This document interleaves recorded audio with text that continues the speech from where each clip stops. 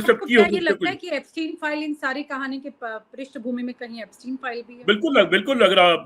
मैं तो देख रहा हूं कि ट्विटर पर एप्स्टीन फाइल्स की बाढ़ आ गई है, और उस सारी फाइल्स की बाढ़ में फिलहाल रोज ट्रंप के न जाने कितने कितने फोटो, एक से एक विभत्स फोटो देखने को मिल रहे हैं, लगातार देखने को मिल रहे हैं। और एप्स्टीन जिसमें 50,000 फाइलें अब इस हफ्ते में खुल भी जाएंगी। अब अभी वो देख रहा हूं कि मतलब ट्रंप को तो अगर शर्म हो तो उसको एक मिनट भी पद पर रहने का अधिकार नहीं है, तत्काल इस्तीफा दे देना चाहिए। जितने विभत्स उसकी फाइलें देखने को मिल रही है, जितना घृणित रूप उसका देखने को मिल रहा है, उतने के बाद तो उसको रहने का अधिकार नहीं है। और अमेरिका से आवाज उठने लगी है कि बलात्कारी ट्रंप हमको राष्ट्रपति के रूप में नहीं चाहिए, वहां आवाज उठने लगी है, और बड़े पैमाने पर लोग आवाज उठाने लगे। यहाँ तक कि वहां के सीनेटर्स वगैरह भी इस तरह की आवाज उठाने लगे हैं। अमेरिका में मुझे लगता है कि ट्रंप के बहुत दिन नहीं बचे हैं, किसी भी दिन अचानक ट्रंप को पद छोड़ना पड़ सकता है, और उसके शासन का उसका अंत हो सकता है। सर, एक बड़ी परिस्थिति ये सामने देखने को मिल रही है कि जिस तरह से ईरान ने एकदम से सिचुएशन को बदल दिया, ये दिखा करके कि कैसे एक तो ट्रंप को बिल्कुल घुटनों पर लाने की पूरी तैयारी कर ली है, और दूसरी तरफ उन्होंने इजराइल और यूएस के लिए अपना जो स्ट्रेट ऑफ होर्मुज है उसको जो बंद किया है, बाकी सबके लिए खोल दिया है। यहाँ तक कि भारत के साथ भी कोई नाराज़गी वो शो नहीं कर रहे हैं।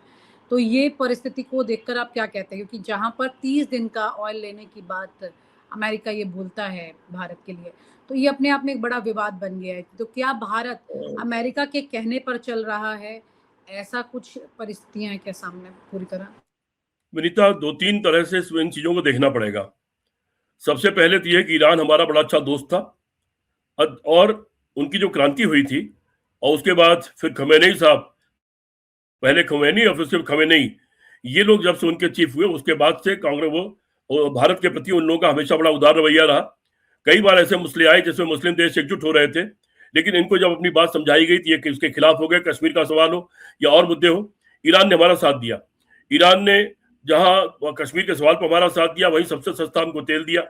चाबहार पोर्ट हमको दिया कि चाबहार पोर्ट बना करके वहां से हम व्यापार का रास्ता तलाश कर सकते हैं, और वहां से लेकर यूरोप तक हम व्यापार कर सकते हैं, साथ में पाकिस्तान पर अंकुश लगा सकते हैं। चीन ने अपनी जो सिल्क रोड बनानी शुरू की, तो उसके मुकाबले में हमारे पास वो एक दूसरा रास्ता तय हो गया। लेकिन ये वर्तमान सरकार ने अमेरिका के दबाव में आकर के ईरान से सारे रिश्ते तोड़ लिए, यहाँ तक कि चाबहार पोर्ट से भी अपना हाथ खींच लिया, अपने कर्मचारी वहां से वापस बुला लिए, और अभी इस बार के बजट में चाबहार के लिए जो बजट पेश होना था वो भी पेश नहीं किया, और उसको शून्य कर दिया। तो ये एक अजीब परिस्थिति जिसमें हमने अपना एक दोस्त बिला वजह खो दिया। हम एक स्वतंत्र देश है, सार्वभौमिक हमारा देश है, हम अपनी नीतियां अपने हिसाब से बना सकते हैं, जो 1947 के बाद से इस सरकार के आने के पहले तक हमेशा होता रहा कि दोस्त कोई भी हो सकता है, लेकिन उसकी शर्तों पर हम दूसरों से दोस्ती नहीं तोड़ सकते, और हम गुड निरपेक्ष देश रहे, ये हमारा तरीका रहा। लेकिन आप देखिए कि कितना बड़ा दुस्साहस है कि हमारे यहाँ एक ट्रेनिंग थी, एक्सरसाइज, उस एक्सरसाइज में तमाम देशों के जहाज आए हुए थे, जिसमें ईरान का जहाज भी आया हुआ था, और वो जहाज जिसमें हमारी भारत की राष्ट्रपति भी गई हुई थी, और वो जहाज उस एक्सरसाइज के खत्म होने के बाद वापस ईरान जा रहा था, और उस जहाज पर अमेरिका ने टारपीडो, उसकी पनडुब्बी ने टारपीडो मारा, और वो जहाज डूब गया। और उस जहाज के डूबने के बाद उनके शायद 80 के आसपास उनके जो नाविक थे वो डूब गए और वो मर गए। कुछ 30-32 लोगों को घायल अवस्था में शायद बचा लिया गया है। दूसरी तरफ श्रीलंका को देखिए कि ईरान का एक दूसरा जहाज था, उसने श्रीलंका को खबर किया कि क्या हम आपके यहाँ अपने जहाज को ला सकते हैं, जिसको कहते हैं डॉक करना। तो श्रीलंका ने तत्काल उनका अलाउ कर दिया, और अपने एक बहुत ही ज्यादा जो व्यस्ततम उनका अपना जो यार्ड है वहां पर उन्होंने उनके जहाज को लाने की परमिशन दे दी, और उनके नाविकों को श्रीलंका में आने की परमिशन दे दी, और उनके जहाज को अपने यहाँ पर संरक्षित कर लिया। एक तरफ लंका है, छोटा सा देश, वो एक स्वतंत्र रूप से अमेरिका से बिना डरे हुए ऐसा रास्ता अपना सकता है, और दूसरी तरफ हमने दो काम किए। हमारे यहाँ से वो जहाज जा रहा था, हमको ये गारंटी करनी चाहिए थी वो जहाज वापस, हम चूंकि हमारा मेहमान था तो वो वापस पहुंच जाए, और अमेरिका को, अगर अमेरिका को हम दोस्त कहते हैं, अमेरिका हमको अपना दोस्त मानता है, तो उसको भी उसका रास्ता देना चाहिए था कि कम से कम हमारे यहाँ से निकल करके वो अपने ईरान के क्षेत्र में चला जाए, फिर उसके बाद जो चाहे सो करते। दूसरा एक इतना बड़ा मजाक है कि 6 दिन हो गया खमेनी साहब को शहीद हुए, और 6 दिन तक भारत की सरकार कुछ नहीं बोली। एक इतना बड़ा जो धर्म का सबसे बड़ा धर्म गुरु हो, उसको शहीद कर दिया गया हो बिला वजह, और उसके बाद हमारा देश, और वो अपने देश का सर्वोच्च नेता भी हो, हमारा देश चुप्पी साध ले, कुछ ना बोले, और 6 दिन तक कुछ ना बोले। 6 दिन के बाद अब हमारा विदेश सचिव ईरान के एम्बेसी में गया, और वहां जाकर के शोक पत्र उसने साइन किया, और संभवतः विदेश मंत्री ने ईरान के विदेश मंत्री से बात किया। प्रधानमंत्री ने अभी भी चुप्पी साध रखी है। अमेरिका के डर के बारे में उन्होंने अभी भी ईरान के सर्वोच्च नेता के निधन के बारे में एक शब्द नहीं बोला है और कोई शोक व्यक्त नहीं किया। ये सिर्फ मजाक है और भारत की जो सार्वभौमिकता है, भारत की आजादी है, ये उसके ऊपर बहुत बड़ा लज्जा का कारण है। ये उसके लिए शर्म और कलंक का कारण है और इसको कम से कम भारत की जनता को बर्दाश्त नहीं करना चाहिए। भारत की जनता को इन सब बातों पर गौर करना चाहिए। अगर अमेरिका जैसा देश, जहां लोग बहुत बिजी रहते हैं, उनके पास 1 मिनट का समय नहीं होता है, उनकी जीवन बहुत मेहनत से तब चलता है अमेरिका पूरा, वहां आप आसानी से जिंदगी नहीं जीते हैं, वहां के लोग अपने देश के सवालों पर निकल के सड़क पर जाते हैं लाखों की तादाद में, तो भारत की जनता आखिर क्यों नहीं निकलती? भारत की जनता आखिर विरोध क्यों नहीं व्यक्त करती कि भारत के हितों के खिलाफ आपकी व्यक्तिगत सनक को हम बर्दाश्त नहीं करेंगे, जैसा ट्रंप के खिलाफ अमेरिका में हो रहा है और धीरे धीरे लगता है कि इजराइल में भी शुरू हो जाएगा। ये लड़ाई बिला वजह छेड़ी गई है, कोई जरूरत नहीं थी इस लड़ाई की। बातचीत चल रही थी और जहां बातचीत चल रही थी वहीं से ये खबर निकल के आई है कि ईरान तैयार हो गया था कि हम अपना जो यूरेनियम का शोधन है उसको शून्य कर देंगे। लेकिन उस बातचीत के चलने के दौरान खबर तो ये भी आ रही है कि जो इजराइल है उन्होंने काफी पहले खामेनेई की हत्या का प्लान बना लिया था और ये अमेरिका तक नहीं जानता था। लेकिन वो लोग शायद ये नहीं जानते थे कि किसी एक आदमी को मार देने से कहीं की बनी बनाई व्यवस्था जो सन 79 से लेकर आज तक में पैदा की गई, बनाई गई है और जहां कई टीयर पर लोगों का नेतृत्व पहले से ऑलरेडी तय है, वो व्यवस्था नहीं खत्म होगी। उनको लग रहा था कि हम अगर खमेनेई को मार देंगे तो अचानक वहां विद्रोह हो जाएगा और लोग अपने शासन के खिलाफ खुद खड़े हो जाएंगे और ये व्यवस्था उलट जाएगी और शाह पहलवी को ले जाके वहां पर वो थोप देंगे वहां के शासन पर। लेकिन उनको ईरान की असली स्थिति का अंदाज नहीं था और मुझे लगता है कि इन लोगों को, अमेरिका, इजराइल, इस तरह के देशों को, एशियन देशों के बारे में ज्यादा जानकारी भी नहीं है।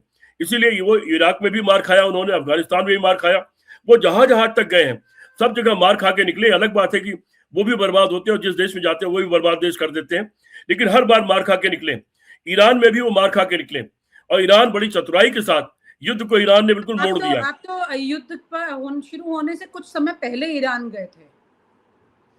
मैं ईरान गया था, मैं ईरान 2-3 साल पहले गया था, दुबई अभी गया था, युद्ध शुरू होने के पहले। अच्छा, ईरान तो 3 साल पहले गया था, मैं एक डेलीगेशन गया था पत्रकारों के और ईरान सरकार के मेहमान ग्रुप में 10 दिन के लिए गया था मैं, और अभी दुबई होकर के आया था, दुबई और अबू धाबी वगैरह होकर के मैं अभी आया था।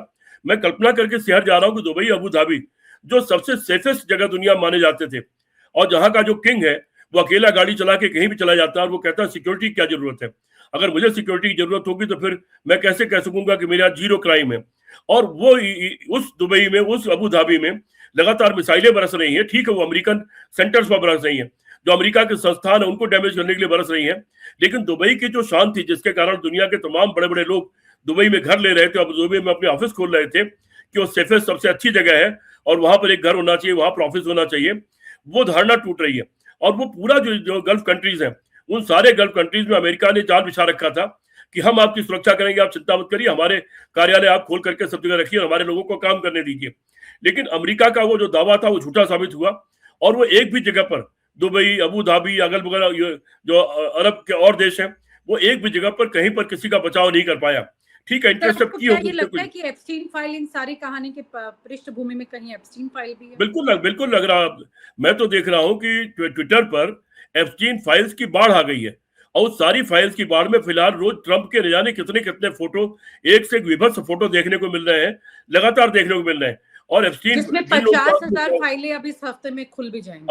अब अभी वो देख रहा हूं कि मतलब ट्रंप को तो अगर शर्म हो तो उसको एक मिनट भी पद पर रहने का अधिकार नहीं है, तत्काल इस्तीफा दे देना चाहिए। जितने विभत्स उसकी फाइलें देखने को मिल रही है, जितना घृणित रूप उसका देखने को मिल रहा है, उतने के बाद तो उसको रहने का अधिकार नहीं है।